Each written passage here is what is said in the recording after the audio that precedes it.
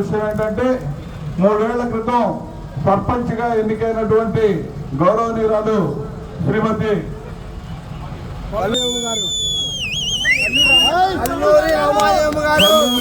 రమాదేవి గారు మనందరూ కూడా చాలా సంతోషించదగ్గ విషయం. బాబీ గారు ఇతర మిత్ర బృందం అనేక మంది ఈ రోజు పార్టీలో చేరారు. వారందరినీ కూడా సాదరంగా ఆహ్వానిస్తా ఉన్నా పార్టీలోకి.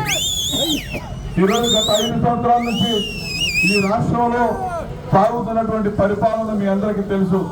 ఒక దుర్మార్గమైన పరిపాలన సాగుతా ఉంది. ఒక నియంత్ర పరిపాలన చేస్తా ఉన్నాడు. ఒక నేరస్తుడు పరిపాలన చేస్తా ఉన్నాడు ఈ రాష్ట్రాన్ని.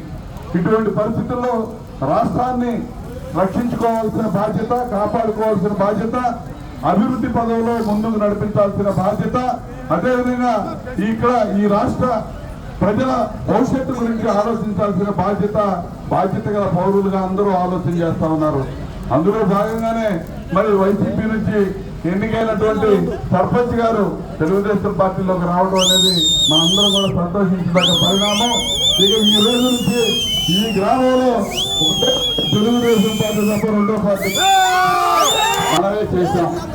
ఇది యథార్థం, మీ అందరికీ తెలుసు.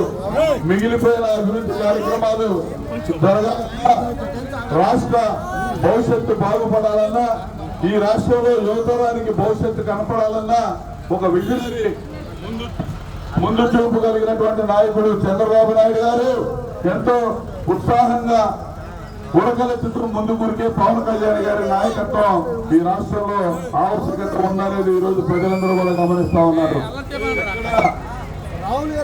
ఎక్కడ కూడా ప్రభుత్వ అనుకూల ఓటు మరి చీలకూడదని చెప్పి, వ్యతిరేక ఓటు చీలకూడదని చెప్పి ఈ రోజు పవన్ కళ్యాణ్ గారు తెలుగుదేశం పార్టీతో కలిసి ఇద్దరం కూడా ఉమ్మడిగా మేము ముందుకు వస్తా ఉన్నాం. ఈ రోజు సైకిల్ గుర్తు మీద ఓట్లేసి మీరు నన్ను ఎమ్మెల్యేగా, అదేవిధంగా తెన్నేటి కృష్ణప్రసాద్ గారిని ఎంపీగా గెలిపించాలని చెప్పి ఈ సందర్భంగా కోరుకుంటా ఉన్నా. ఖచ్చితంగా ఈ గ్రామం తెలంగాణ వారి గ్రామం గురించి నాకు ఎటువంటి అనుమానం లేదు. మీరు 100% తెలుగుదేశం పార్టీకి ఈ మండలంలోనే ఒక రోల్ మోడల్గా నిలబడతారని నమ్మకం. మిమ్మల్ని స్ఫూర్తిగా తీసుకొని మిగిలిన గ్రామాల్లో కూడా పనిచేయాల్సిన అవసరం ఉంది.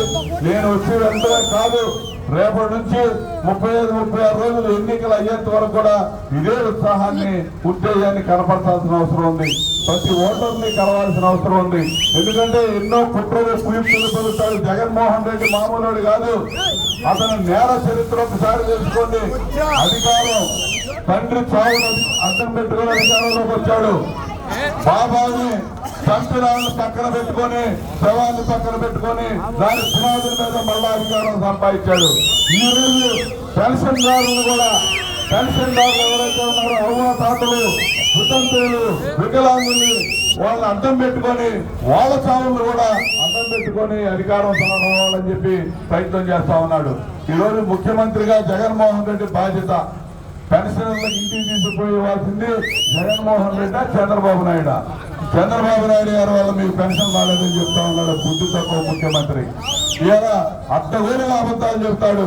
అడ్డగోలుగా అబద్ధాలు చెప్పడంలో ఈ దేశంలో ఘనత వహించినటువంటి ముఖ్యమంత్రి జగన్మోహన్ రెడ్డి. ఇలా ఆలోచన చేయండి. ఇలా 4,000 రూపాయల పెన్షన్ జూలై నెలలో ఈ 3 నెలలకి 3,000 అదనంగా కలిపి 7,000 రూపాయలు ఇవ్వడానికి చంద్రబాబు నాయుడు గారు ప్రయత్నం చేశారు. ఇవాళ ఖచ్చితంగా రాబోయే రోజుల్లో ఇవన్నీ వీళ్ళు చేసిన దుష్ప్రచారాన్ని తిప్పికొట్టాల్సిన అవసరం ఉంది. పెన్షన్లు ఆగిపోవడానికి డబ్బు లేకుండా తన సొంత జాగీరదారులకి, కాంట్రాక్టర్లకి 13,000 కోట్లు దోచిపెట్టి పెన్షన్దారులకు డబ్బు లేకుండా చేసి బ్యాంకుల్లో చంద్రబాబు నాయుడు గారి మీద చెప్తా ఉన్నాడు. ఎవడన్నా బుద్ధినాడు ఎవడన్నా వింటాడండి? ఎవడ అధికారం ఎవరి చేతిలో ఉంది? చంద్రబాబు నాయుడు గారి మీద నెపం మోపుతా ఉన్నాడు. ఇటువంటి పరిస్థితులు అందరూ ఆలోచన చేయండి.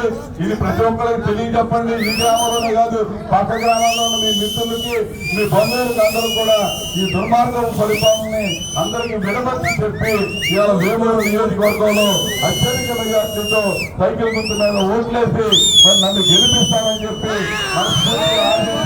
మనస్ఫూర్తిగా